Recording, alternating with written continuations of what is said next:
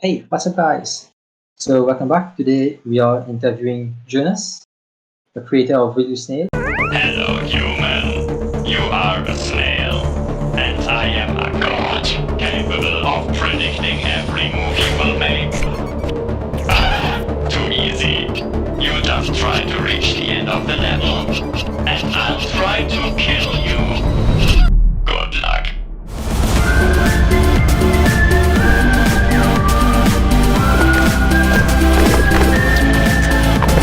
You don't stand a chance. I can simulate entire universes, millions of them in fact.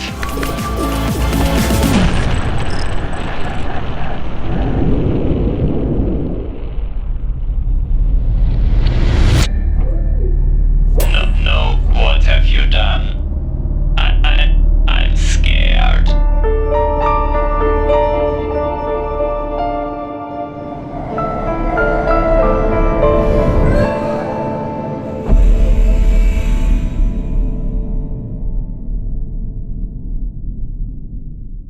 Yeah, so we can get started. Yeah, thanks a lot for having me. Yeah, thanks to you. Jim. So, let's get started then. So, Jonas, what should be the first game dev's main focus when creating or launching his first game? I would say that depends on what you want to achieve. If you want to make a commercially successful game, if you just want to make games for fun, and depending on what you want, the best route is a little different, I guess.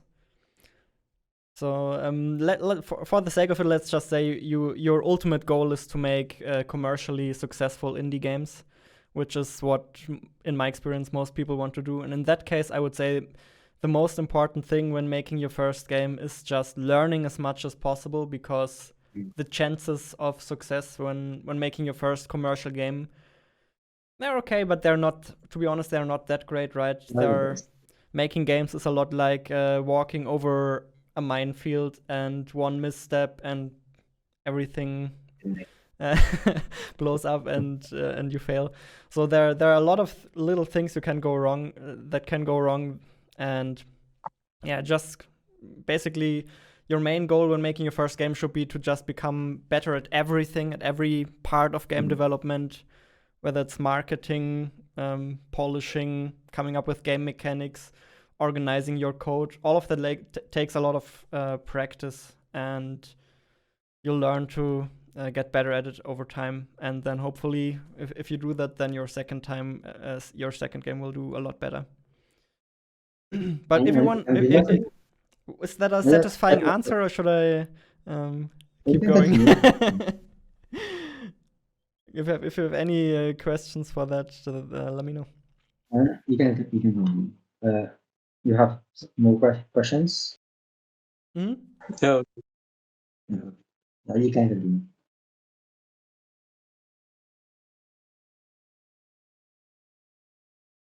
Oh wait, so are we doing now? Continue. You were saying something, right? Sorry. Sorry, it's a little hard to understand what you're saying acoustically sometimes. That's why I'm a little confused sometimes. No, you were saying something. Just yeah. Okay. Got it. Sorry. Yeah, I guess besides what I said, besides learning as much as possible, the most important thing when starting to make a game, when starting to make a new game, is if you want to make a successful game, is probably the marketing aspect of it. And I feel like having the marketing aspect in mind at all times while making a game, that is a very important thing to learn. So from the very beginning, when you're coming up with your idea, you always need to ask yourself, is this something that people will be interested in? Is this something I can market to people? Is this something that will look good on screenshots? Is this something new that people will talk about? Is it something people haven't seen before? And then when you're making the art style, it's the same thing. You always need to have marketing in mind and think about how you can make the art style look in a way where it stands out on screenshots and where it works for your marketing materials. I definitely didn't do a perfect job for that either, for Will You Snail, but it's something I'm slowly getting better at, hopefully. Yeah. I mean, you're saying that, and it makes me realize when I just started, like 4 years ago, I was making a racing game, Hmm. and in my mind, it was like, yeah, this game will do like absolutely fine.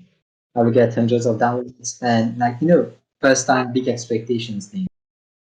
And then when I launched it, apart from my friends, I got like 2 or 3 other people's actually liking the game, and that actually gave me courage to actually continue the game dev path basically.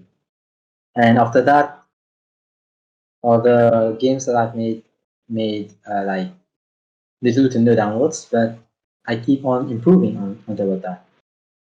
And yeah, so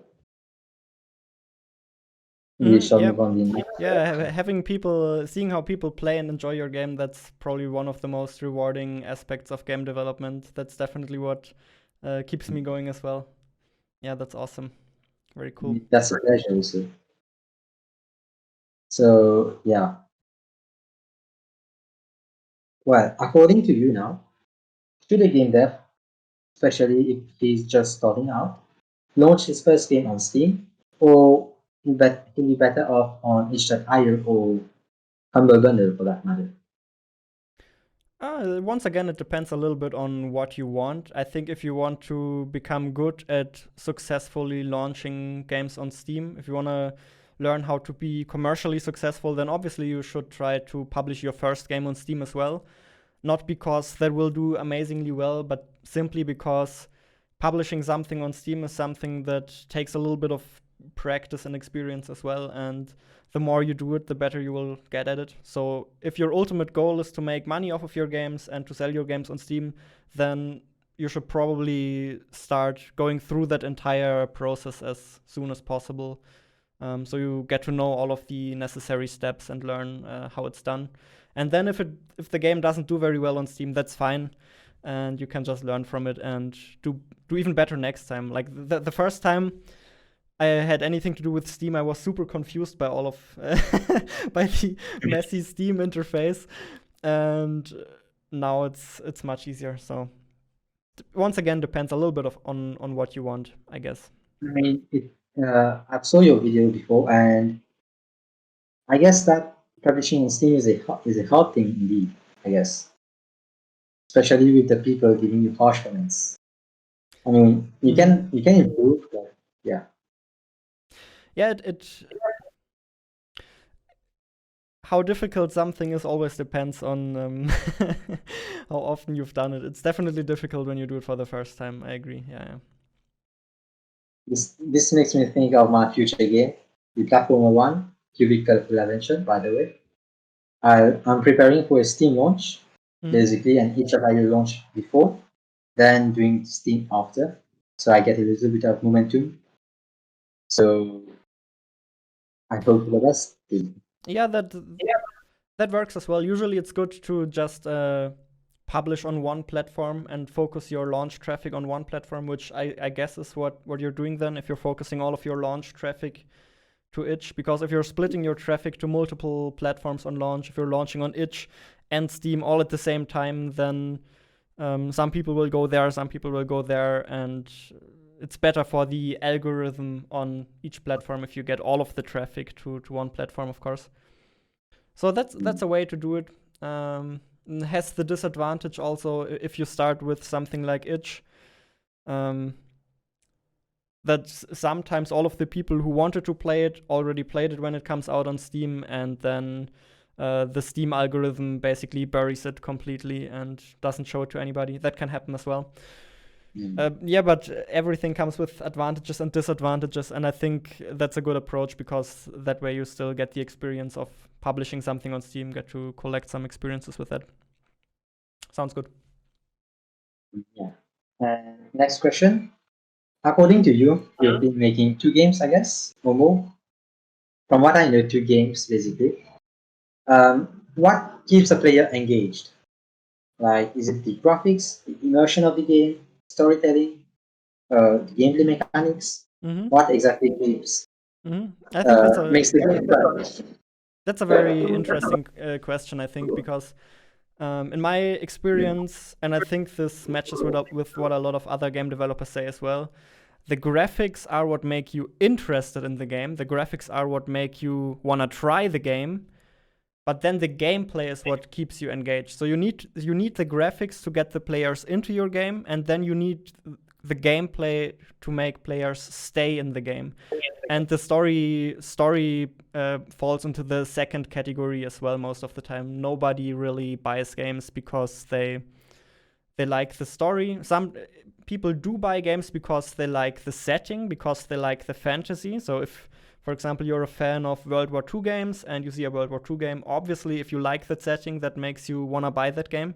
So setting and graphics are for making players want to play your game, and story and gameplay are for keeping players engaged.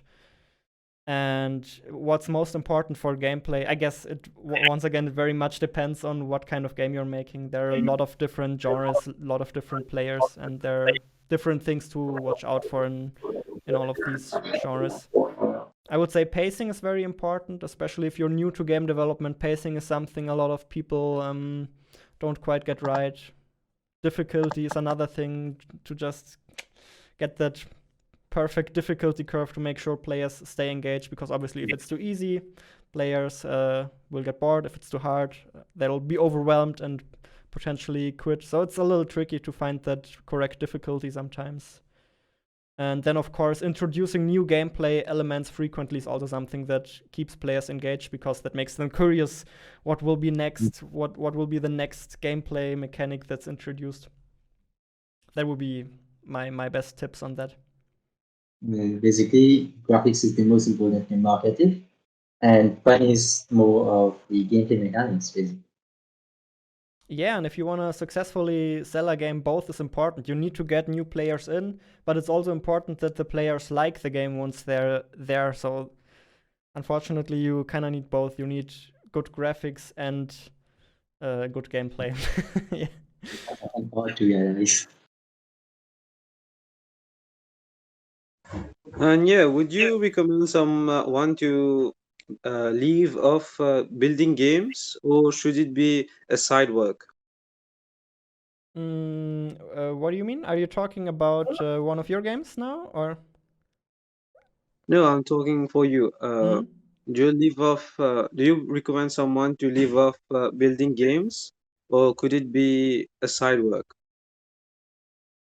I mean, I guess what he's asking is basically, would you recommend someone, especially just starting out in game dev, to actually have making games as a full-time job or as a hobby, basically? Yeah, that's. Okay, I see.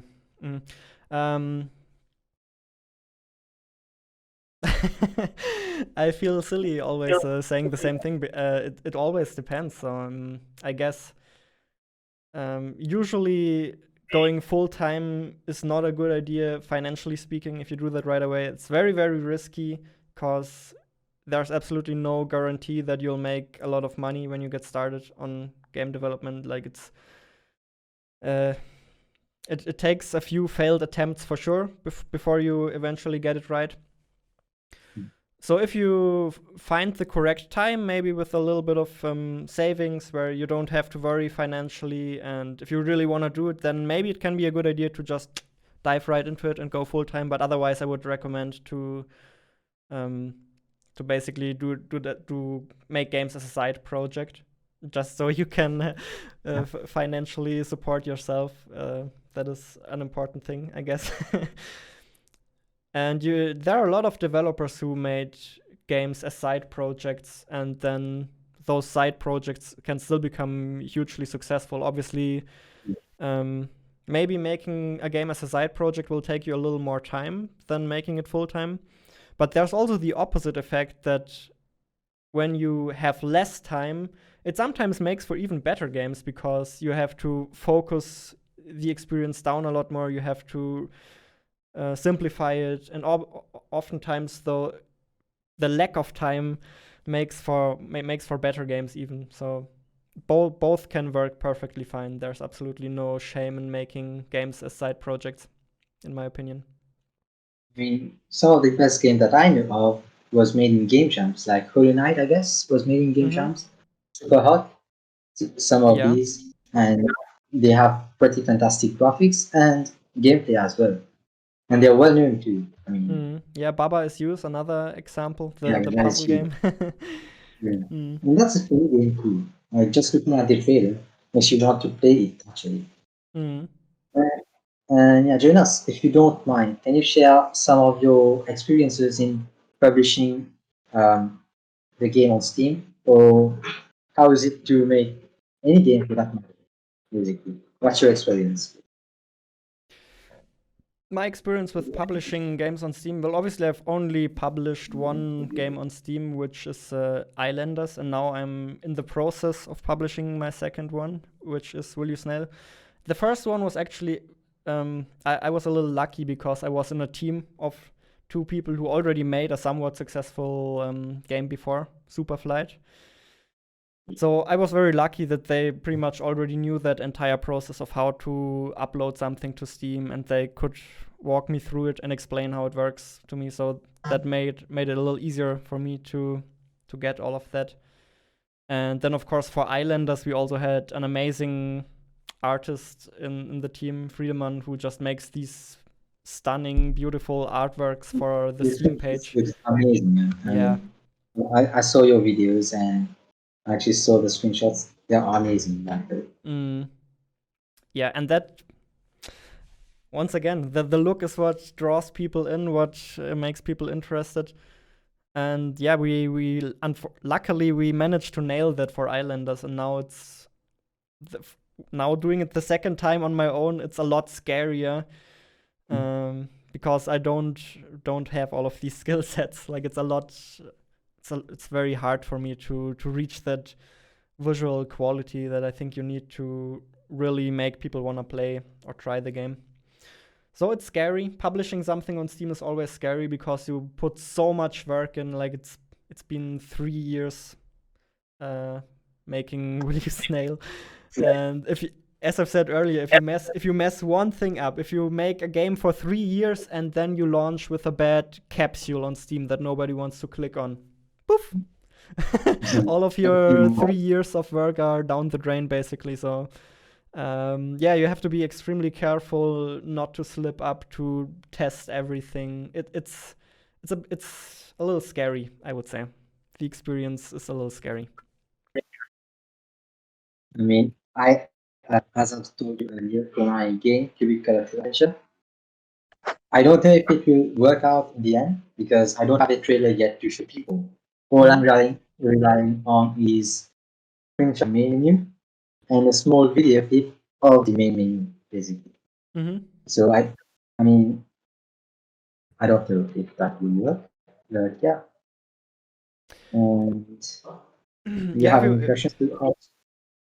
For a video, it's if you don't want to do a crazy trailer or something, then usually just showing a bit of gameplay should work fine as well. Just a little bit of edited gameplay. Just yeah. And I mean, the hardest part is to make people know about your game, basically. Like, they know that your game exists, even if it's the best game in the world. If they don't know it exists, then marketing is just, that's an important factor too, I guess. Exactly. But what a lot of new developers, I think, is underestimate is how much easier marketing gets when your game has the correct look and the correct fantasy attached to it. Because a lot of new devs, they try, right? They try to market their games. They try to post screenshots on Twitter. They try to reach out to press. They try all of that stuff, and it just doesn't work for them, and they're confused. Why doesn't it work? Like, I'm putting in so much work into marketing, and like 9 out of 10 times the reason is how it looks. And maybe the fantasy, maybe the gameplay is a little too generic, but that's why I said you have to start thinking about marketing very, very early on. And if you do that and make a more marketable game, then you can avoid a lot of these frustrations of posting something and it seems like nobody cares. Yeah. But yeah, So, it's difficult. It's not easy for sure. Yeah. I mean, I remember for my last game, basically, Deadmare, Mm-hmm. it had some pretty good graphics. Basically, two games, one Deadmare and one game before it, horror Mm-hmm. also.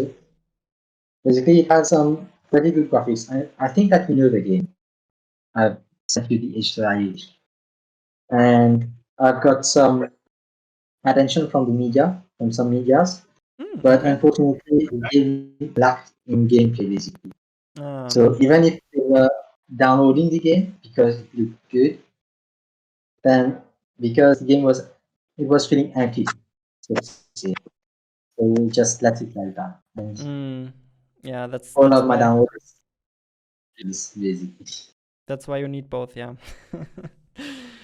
And what I feel a little bit angry and disappointed as Mm. is the game was featured in the popular list on eShot.io.